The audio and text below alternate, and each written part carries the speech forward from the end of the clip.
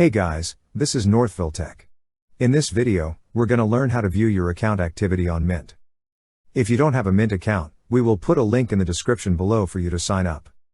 But if you already have an account, just open the website, then click Sign In. To sign in, select your account.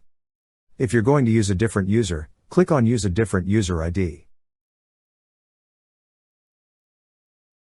Next, enter your password. Then click on Continue.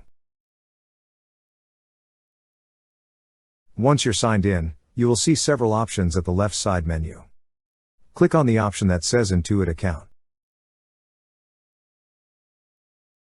Then on this page, you will see several tabs. Click on the tab that says Sign In and Security. Under Sign In and Security, you will see a section for account activity. Click on Account Activity.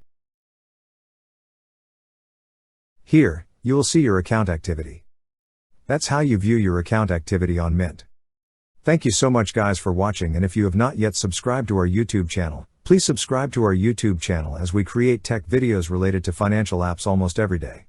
Also, check out our website northvilletech.com for great tech articles, and our recommended resources in the description below for various sign-up bonuses.